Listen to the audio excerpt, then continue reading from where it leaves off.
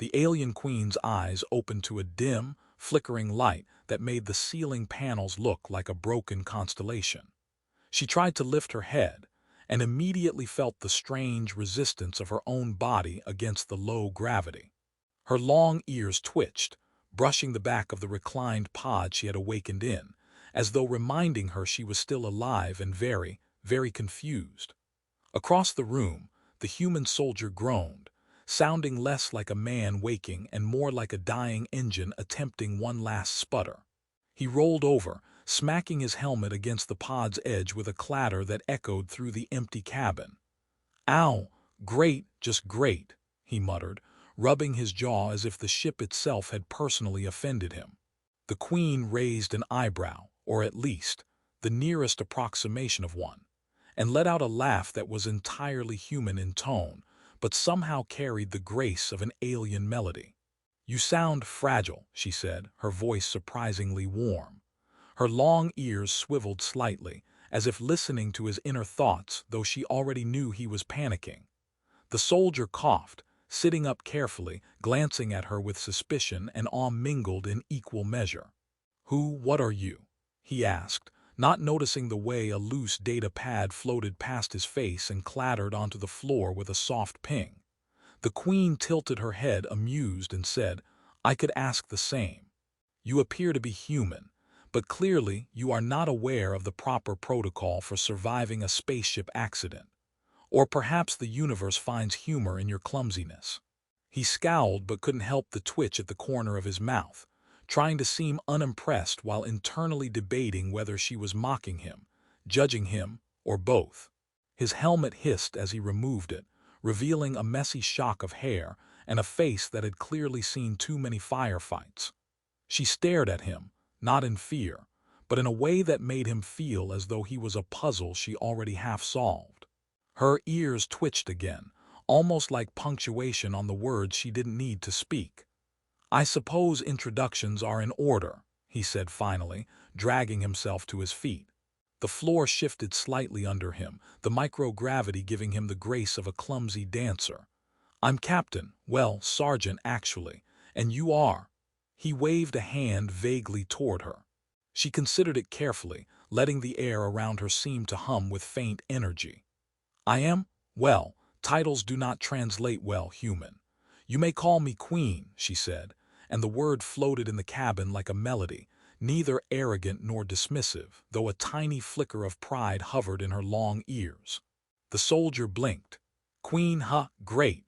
So royalty and rubble nice mix," he muttered, earning a small, almost imperceptible smile from her. Humor, it seemed, was a bridge in this alien, abandoned place. A tentative one, but a bridge nonetheless.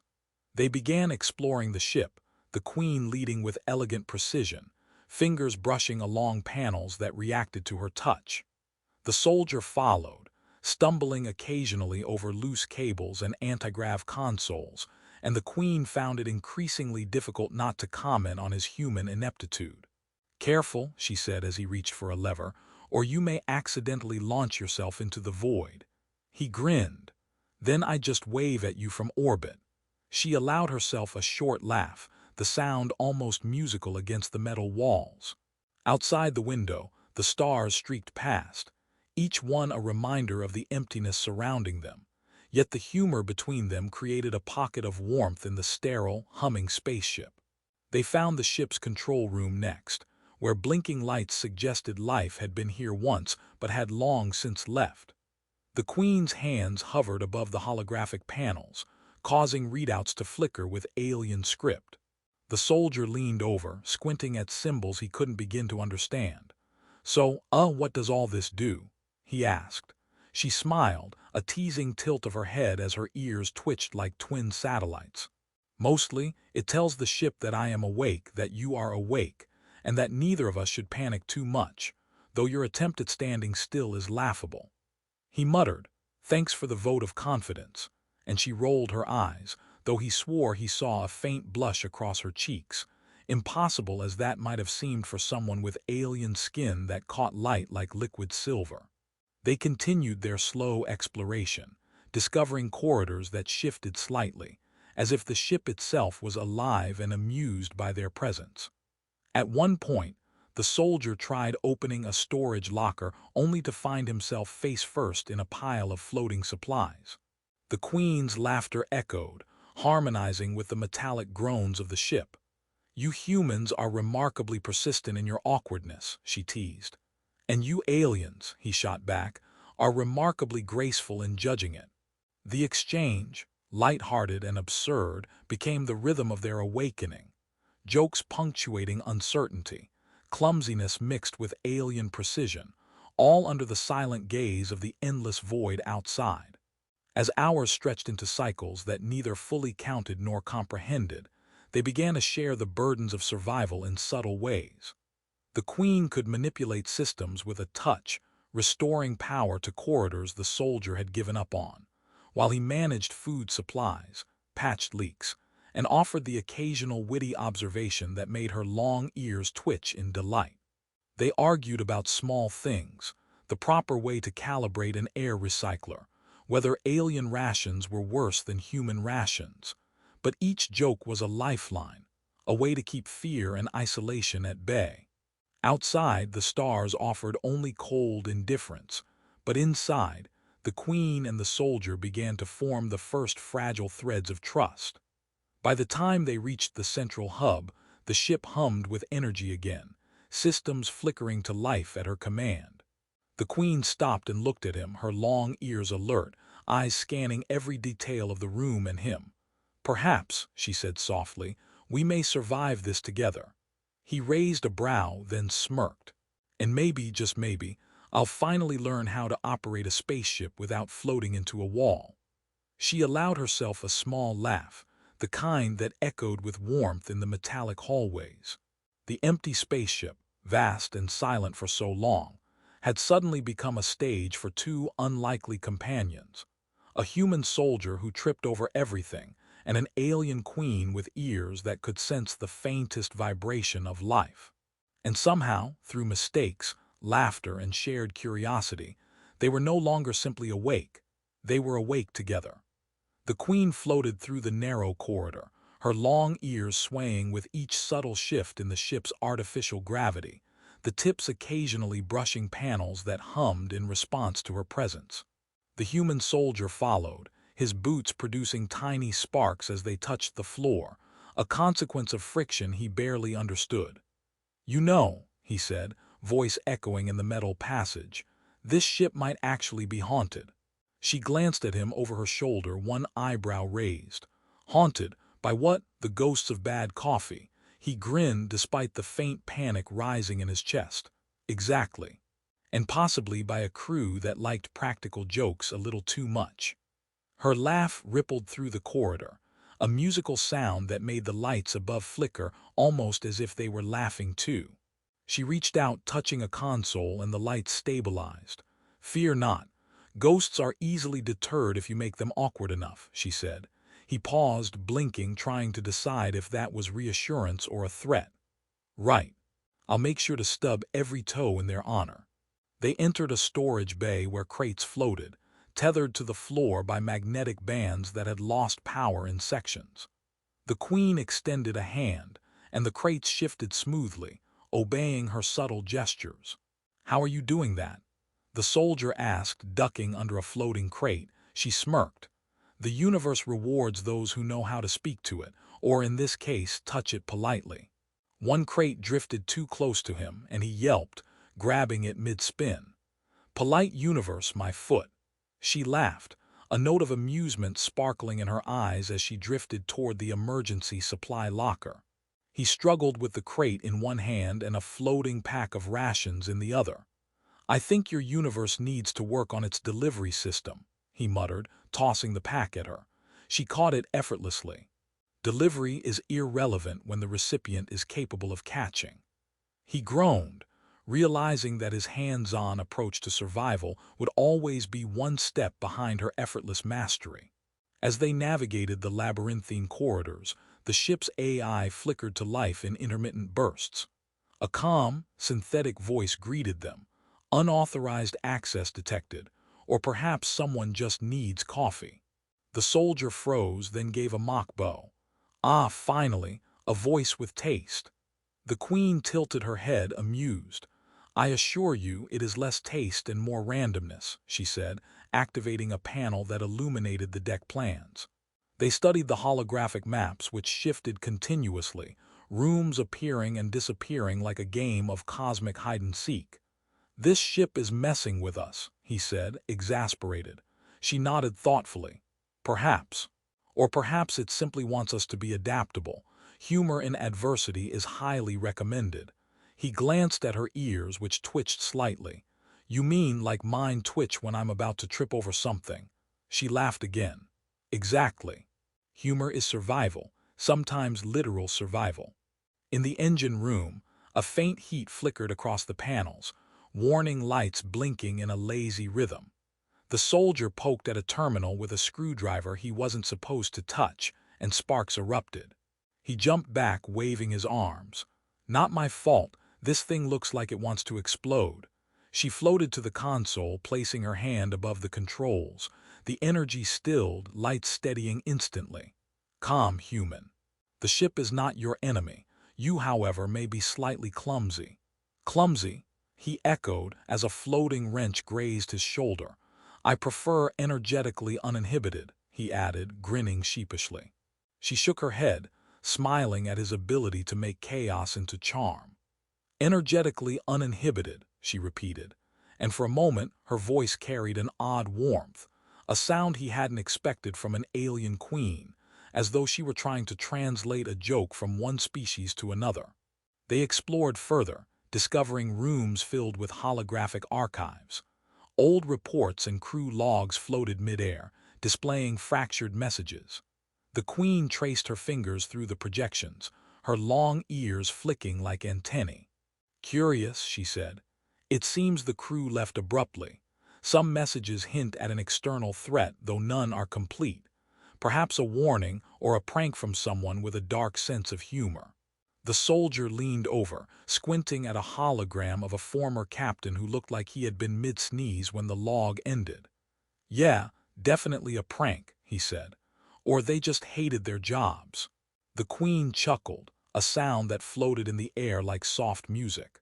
Or perhaps they were like you, entirely human in their incompetence and entirely human in their bravery. A curious combination. The day, or what counted for a day, stretched on as they mapped the ship, repaired minor systems, and argued over trivialities, like whether the artificial lighting should stay blue or green. Blue is calming, she said. Green is optimistic. I vote for red, he muttered, and she paused, long ears quivering slightly. Red will make us dizzy and emotional, she warned, though the twitch of her lips suggested she found the idea amusing. He grinned. Well, at least one of us would be emotional, he said, and she allowed herself a laugh that echoed down the corridor. Humor, it seemed, was contagious in the empty, humming halls. Toward what passed for evening, they discovered the ship's garden bay, a small biosphere intended for recreation, now half abandoned, plants floating in zero gravity like green constellations. The queen's fingers brushed a floating leaf, and it moved with her touch, rotating lazily in the air. They wanted beauty here, she said softly, even in isolation. The soldier floated near, accidentally knocking a small orb of water into his hair. Not so much beauty for me, he muttered, shaking droplets off.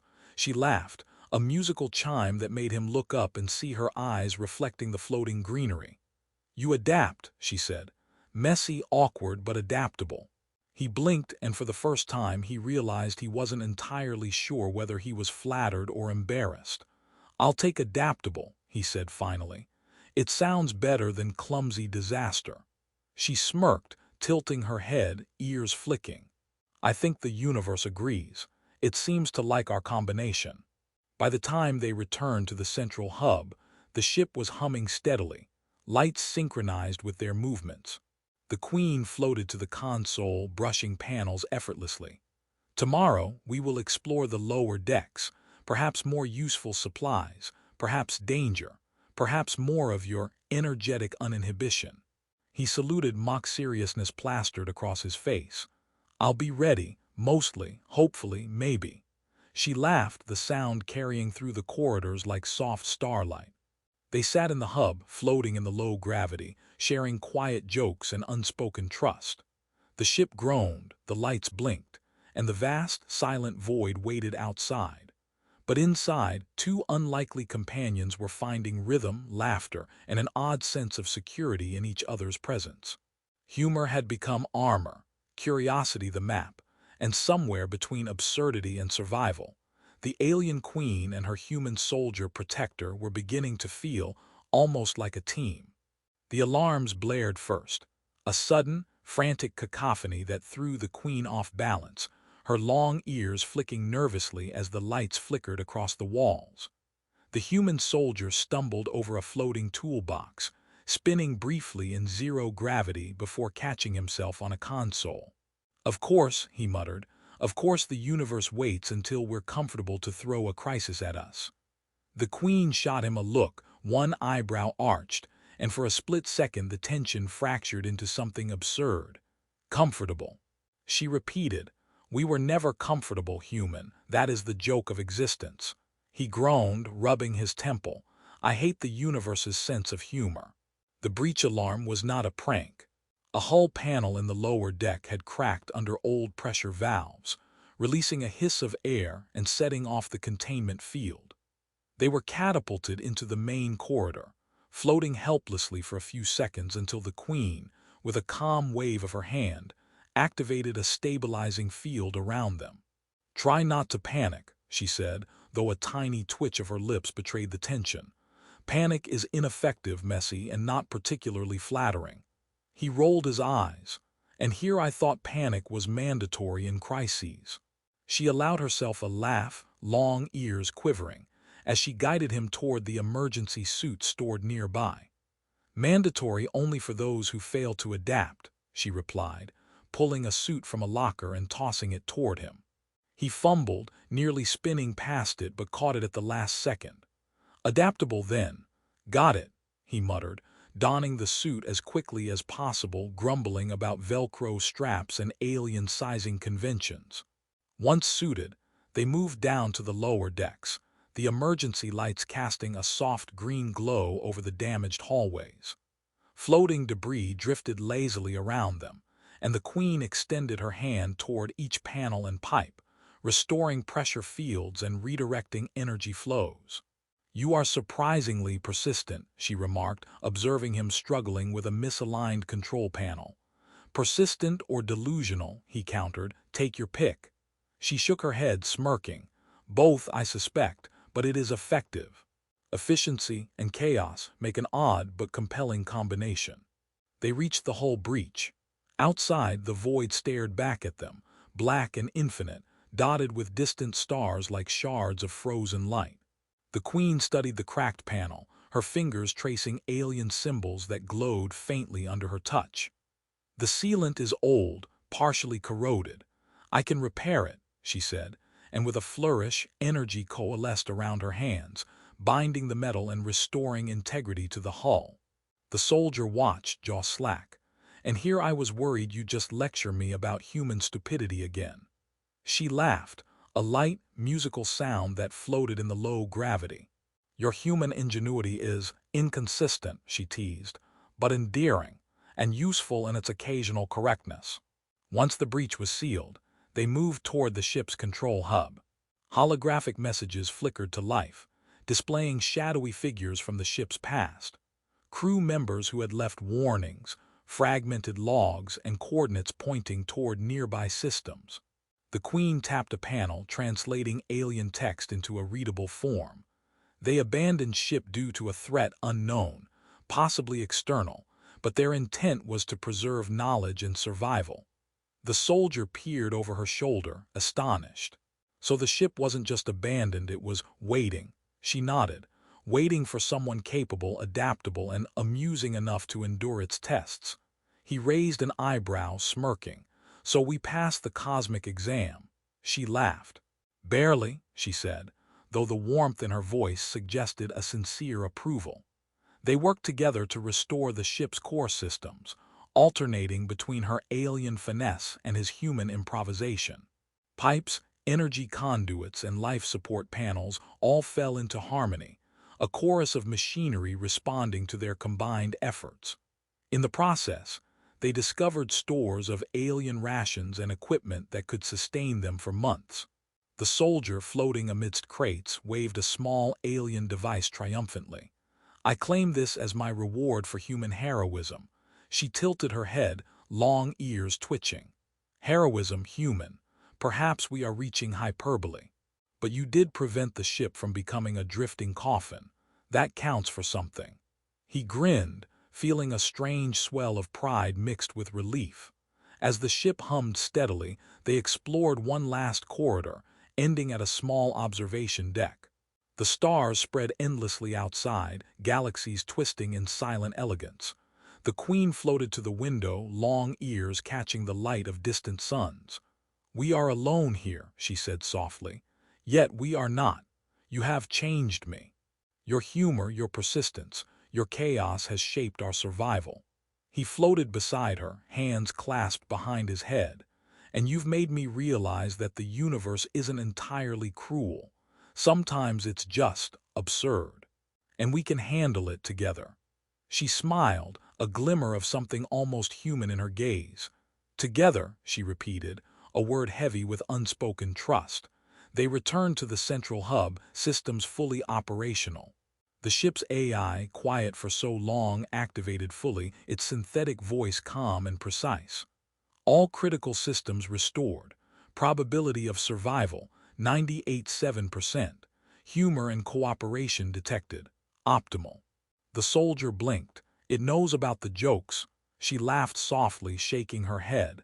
"Apparently the ship appreciates levity as much as efficiency." He grinned. "Well, in that case I officially declare this a win. Team Us, unbeatable." She tilted her head, her long ears twitching like wings. "Unbeatable but improbable," she teased, and he shrugged, laughter echoing between them. With the immediate danger behind them, they began charting a course for the nearest habitable system, discussing supplies, energy efficiency, and, inevitably, who would get control of the coffee replicator. "Fine," she said finally. "You may operate the replicator, but if you spill even a drop, you face immediate zero-gravity cleaning duty." "Deal," he said, grinning. "I accept these high stakes." Humor had become their rhythm, a constant amid the endless stars, a shield against isolation, and a bond deeper than either of them could have anticipated. As the ship glided smoothly through the void, the alien queen and the human soldier protector settled into an unexpected rhythm. Each had grown,